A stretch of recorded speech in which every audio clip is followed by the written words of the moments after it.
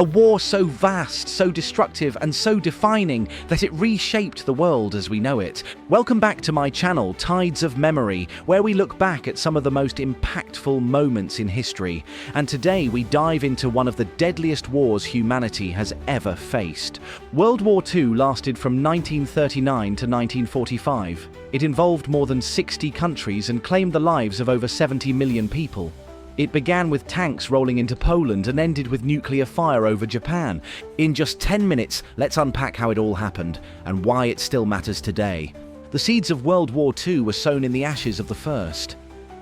After World War I, the Treaty of Versailles left Germany humiliated, disarmed, and economically crippled.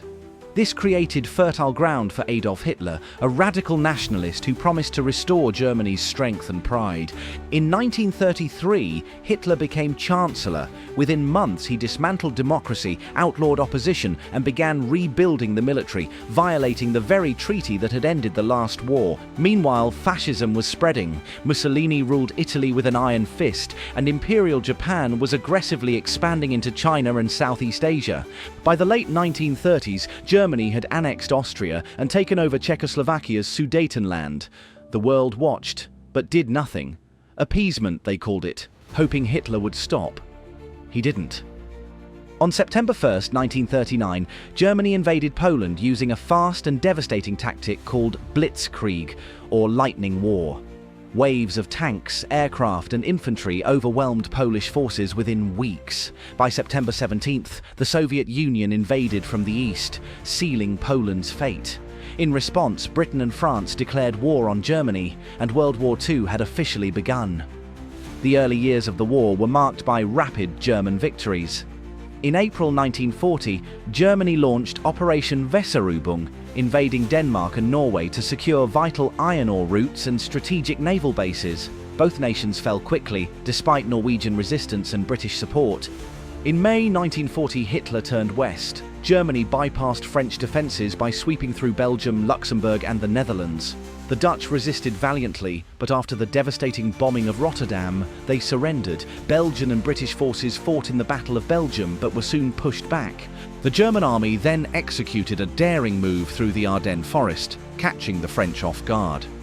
In a matter of weeks, German troops surrounded Allied forces at Dunkirk. What followed was the miraculous evacuation of Dunkirk, where over 330,000 British and French soldiers were rescued across the English Channel under constant enemy fire.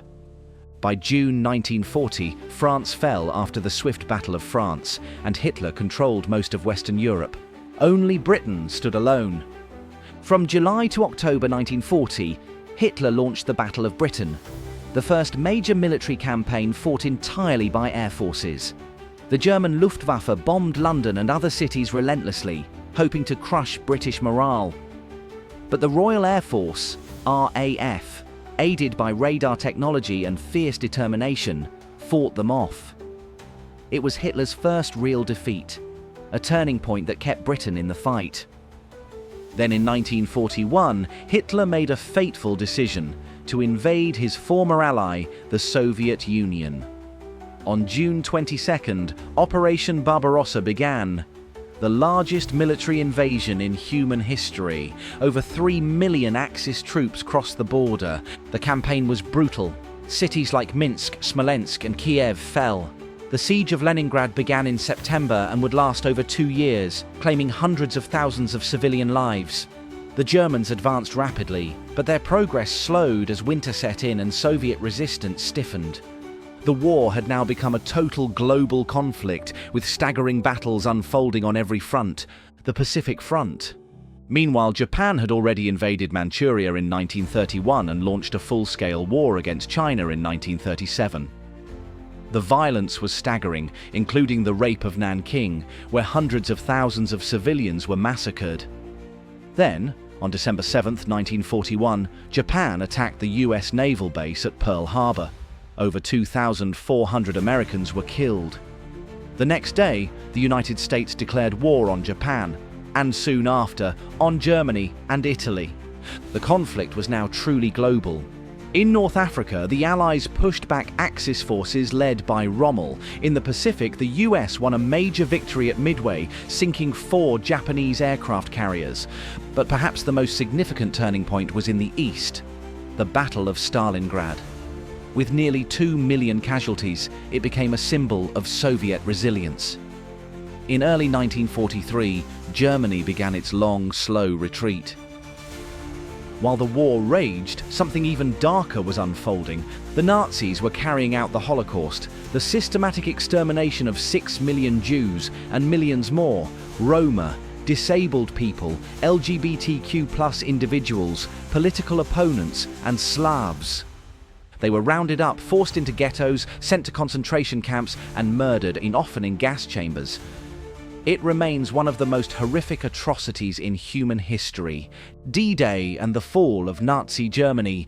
On June 6, 1944, D-Day, over 150,000 Allied troops stormed the beaches of Normandy. It was the largest amphibious invasion ever. By August, Paris was liberated. Soviet forces were advancing from the east. Germany was being squeezed on both fronts.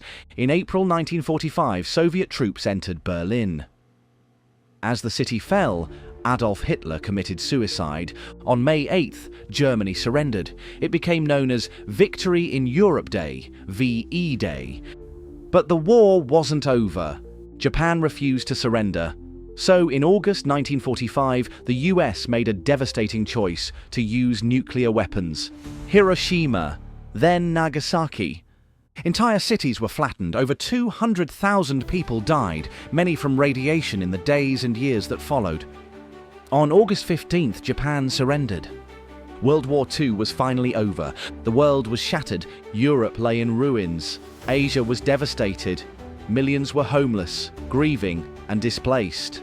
To prevent such a catastrophe from happening again, the world came together to form the United Nations in 1945, a global body to promote peace and human rights.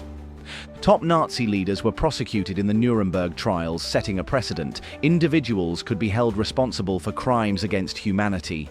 In Europe, the Marshall Plan helped rebuild economies and infrastructure, laying the groundwork for what would become the European Union. But peace was short-lived. Tensions between the United States and the Soviet Union sparked the Cold War, and the world entered a new age of ideological rivalry and nuclear anxiety. But that is a story for another time. And yet, something else was born from the ashes. A global movement for remembrance, for education, and for human rights. The world vowed never again. World War II wasn't just a war between armies. It was a war over ideas, about freedom, tyranny, hate, and the very soul of humanity. And even today, its lessons remain more relevant than ever. Thank you for watching. Please consider subscribing if you want more content like this. And as always, stay curious.